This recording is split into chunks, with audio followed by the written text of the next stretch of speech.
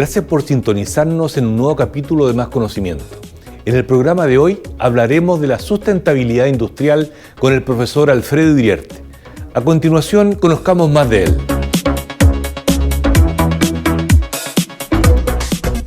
Alfredo Iriarte es ingeniero civil químico de la Universidad Católica de Valparaíso. Cuenta con un MBA de la Universidad de Twente, Holanda, magíster en estudios ambientales con especialidad en ecología ambiental y doctor en ciencia y tecnología ambiental de la Universidad Autónoma de Barcelona. Actualmente, profesor asociado de la Facultad de Ingeniería de la Universidad de Talca. El profesor Iriarte ha investigado en torno a la sustentabilidad industrial, análisis de ciclo de vida, ecoeficiencia de cadenas de suministro agroindustriales y evaluación ambiental de bioenergía. Preocuparnos de nuestro planeta es esencial en la actualidad, debido a los distintos daños hechos por el hombre. Existe la sustentabilidad económica, la social y la ambiental, las cuales buscan que la sociedad se desarrolle sin generar impactos negativos. A continuación, el doctor Alfredo Iriarte nos cuenta de esto y mucho más. No se despegue de Más Conocimiento. La sustentabilidad ambiental está dentro de un marco de una trilogía de áreas de la sustentabilidad. Una es la sustentabilidad económica, por ejemplo, si lo llevamos a una empresa o organización, está referida a cómo la empresa tiene que desarrollar su actividad, su desarrollo, su actividad a lo largo del tiempo y que tenga un beneficio económico, que no pierda dinero en ese camino. Otra área es la sustentabilidad social, que está asociada a el desarrollo de las personas, al desarrollo y a los menores daños posibles a las personas que dentro de una organización puede tener. Y la tercera área, que es la que estamos conversando ahora, es la sustentabilidad ambiental, que se refiere a la actividad que hace una organización, un país, una región, dentro del marco de producir el menor daño ambiental posible, el menor impacto ambiental, la menor contaminación ambiental. Es decir, hacer una actividad, pero reduciendo y previniendo los prejuicios ambientales o los daños ambientales que pueda tener y que normalmente tiene una organización. Las industrias pueden causar distintos daños ambientales. Para poner un ejemplo, ¿no es cierto?, en una empresa cercana, una empresa de la región del Maule, en nuestra región tenemos muchos packing, tenemos muchas viñas. Y entonces estas actividades que generan, ¿no es cierto?, actividad económica, también generan un daño ambiental si no está ese daño controlado. Por ejemplo, una descarga de residuos líquidos. La descarga de residuos líquidos luego de su proceso de producción puede tener impacto en los ríos o en los canales de regadío que circulan o que están cerca de la empresa y que finalmente esos canales y esos ríos llegan al mar. Es decir, el daño que produce, la descarga de contaminación que produce una empresa puede llegar a su curso de agua cercano, que es un río o un canal, pero finalmente puede llegar al mar. Entonces, otro ejemplo similar, en la misma tipo de empresa, una empresa de packing también produce o genera contaminación a través de la quema de combustible. Por ejemplo, si tiene una caldera, la caldera funciona, ¿no es cierto?, con algún combustible y ese combustible se quema y genera emisiones a la atmósfera, emisiones que pueden ser contaminantes si no se controlan. Entonces, esos son, por ejemplo, algunos de los tipos de daño ambiental que hay que prevenir y hay que reducir. También hay otras contaminaciones, también hay otros daños ambientales que, por ejemplo, puede ser el sonido, el daño por efecto de una empresa que genera mucho ruido. Ahora está bastante controlado ese tema, sobre todo a los operarios que están trabajando en una organización, hay muchas medidas de prevención para ello, pero ese ruido, ese sonido podría generar ruidos a la comunidad, donde está inserta la organización, la empresa. Es decir, hay varios, hay temas de sonido, hay temas de contaminación atmosférica, como hemos visto, temas de residuos, que es otro gran tema, de residuos sólidos, por ejemplo, que genera nosotros mismos como ciudadanos, como personas, generamos contaminación en nuestras basuras. No somos una empresa, pero nuestras propias casas generan contaminación en la basura que generamos todos los días. La importancia que tiene que las empresas, las organizaciones han tenido con el tema ambiental ha sido de menos a más. Inicialmente, en décadas pasadas, la contaminación de una empresa se veía como un problema. Es decir, la empresa contaminaba y para ellos era un problema de difícil solución. Había que colocar, aún se hace, ¿no es cierto?, colocar sistemas de tratamiento, había multas asociadas, etc. Y ahora, en los últimos años, muchas empresas han visto que es una oportunidad más que un problema. ¿Por qué una oportunidad? Porque esta oportunidad les permite a las empresas ser más eficientes. Normalmente hay un tema que no se comprende mucho en la gente, en que uno piensa, yo contamino y entonces eso es un problema para mí porque me pueden sacar multas, ¿no es cierto? Me pueden cerrar la empresa, o etcétera, etcétera.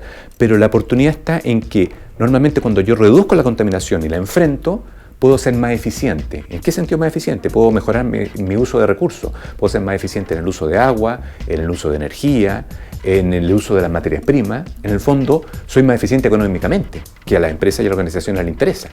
Entonces, ahí va de la mano un buen manejo ambiental con un buen desempeño económico. Y eso muchas empresas en estos últimos tiempos lo han visto, lo han vivido, digamos. Hay un área que es el análisis de ciclo de vida, que es un área emergente dentro del conocimiento, de la investigación. Esta es un área que comenzó en los años 70, que trata de evaluar, al principio trataba, pero ya después se sistematizó, trata de cuantificar, que es lo importante, cuantificar los daños ambientales que produce cualquier producto, al hacer un producto, cualquier servicio, cualquier actividad humana. Antes los impactos ambientales uno podía decir, sí, mira, este contamina más, este contamina menos, pero no se cuantificaba, no se ponía un valor, no se ponía una cantidad. Era difícil cuantificarlo. Entonces, esta metodología lo que trata es de tomar un servicio, un producto, por ejemplo, vamos a poner un ejemplo concreto, por ejemplo, producir un televisor en alguna parte del mundo. Ese televisor tiene muchas etapas antes de que llegue al usuario, por ejemplo, a un usuario que está en Chile.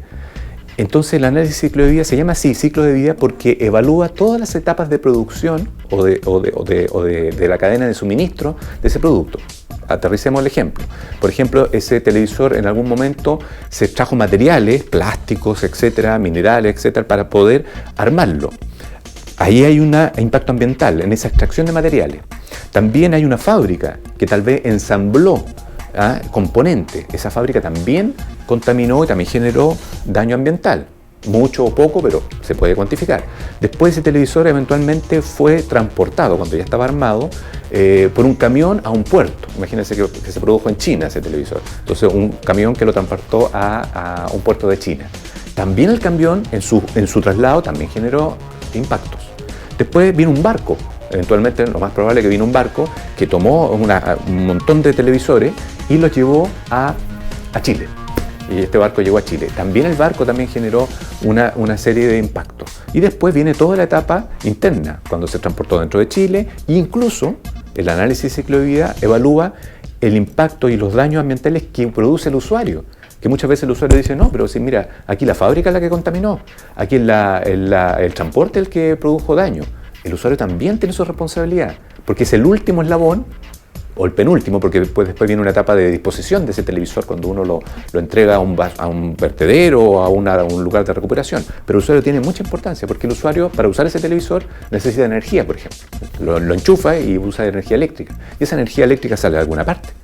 Y esa energía eléctrica sale, en este caso en nuestro país, sale de una red eléctrica que está unida con fuentes de energía fósiles, con fuentes de energía hidráulica, principalmente en nuestra zona, en nuestra región central, y eso también contamina. Entonces el usuario tiene mucho que ver en esta cadena completa. Y eso es lo que evalúa en el ciclo de vida, todas las partes de la cadena, para identificar cuáles son las mayores causantes de contaminación, o poder comparar un producto con otro y ver cuál es mejor, cuál es más, qué desempeño ambiental tiene uno con otro, que sea mejor, un televisor producido en China o un televisor producido en Japón, por ejemplo. ¿Cuál será mejor? Y Chile, en el contexto mundial de contaminación, lógicamente por su peso, por su cantidad de población, no es un gran actor dentro de los principales países contaminantes, ¿no es cierto? O que generan contaminación. Pero en cada país siempre hay problemas ambientales. Hay problemas ambientales que uno después ya lo lleva y lo aterriza a regiones o a comunidades. Y la industria, por ejemplo, pesada, la industria minera o la industria al extremo sur, por ejemplo, de salmones, hemos vivido y hemos conocido, daños ambientales que han producido. Entonces, pero, como comentábamos antes, en estos últimos años las empresas han visto que la contaminación reducir la contaminación va de la mano con una mejora, sobre todo a las empresas exportadoras. Las empresas exportadoras son las primeras que han visto, por ejemplo, las empresas exportadoras de fruta, que en la región del Maule son muy importantes, han visto un ir de la mano, un ganador-ganador que se llama, en el acto de producir ambientalmente más sustentable. ¿Por qué? Porque ellos, al producir más sustentable, los mercados que compran esa fruta tienen restricciones ambientales fuertes y se las exigen a los proveedores, en este caso a nuestros productores de fruta, a los packing y a los exportadores, y a su vez ellos, cuando mejoran los packing o los productores agrícolas, mejoran su desempeño, logra producir más con menos, que eso es lo que se trata un poco, de ser más ecoeficiente, más productos con menos contaminación. Esa es la clave. El análisis de ciclo de vida ve, evalúa y cuantifica impactos ambientales. La huella de carbono es uno de esos impactos ambientales, hay muchos otros. Está la acidificación del suelo, está la eutrofización de las aguas, etcétera, que son términos un poquito complejos de explicar. Pero la huella de carbono tal vez es bastante más simple. La huella de carbono cuantifica todas las emisiones de gases de efecto invernadero, que están muy de moda. Este es un tema que está mundialmente, digamos, en el tapete de los gobiernos, de las comunidades, de las industrias. ¿Por qué? Porque la huella de carbono, estas emisiones de gases de efecto invernadero, están asociadas con el cambio climático. Mientras más huella de carbono produzca una organización, un país, más efectos en la generación, ¿no es cierto?, de cambio climático va a haber, más efectos en el calentamiento global va a haber. Porque estas emisiones, que provienen fundamentalmente de una de las fuentes principales, la combustión de los combustibles como el petróleo, como el gas, como el carbón, cuando nosotros los combustionamos en una empresa, en una casa, etc., generan emisiones de gases de efecto invernadero, generan CO2, generan metano, hay varios gases que están dentro de estos gases. Entonces, la huella de carbono, ¿qué hace? Mide, evalúa, cuantifica en un producto, por ejemplo, o en una actividad como el transporte de residuos. Por ejemplo, en una comunidad, el transporte de la basura, el manejo de la basura. En una ciudad uno dice, bueno, ¿cuánto genera de huella de carbono? ¿Se puede cuantificar? O si yo genero muebles, yo puedo decir, por cada cantidad de muebles, cantidad de sillas, cantidad de mesas que yo produzco, ¿cuánta huella de carbono también asociada está generándose? Entonces, la idea es cuantificarlo para después reducirlo. Porque esa reducción va a ayudar a reducir las emisiones de gases de efecto invernadero y va a ayudar a tener menos impactos ambientales asociados al cambio climático.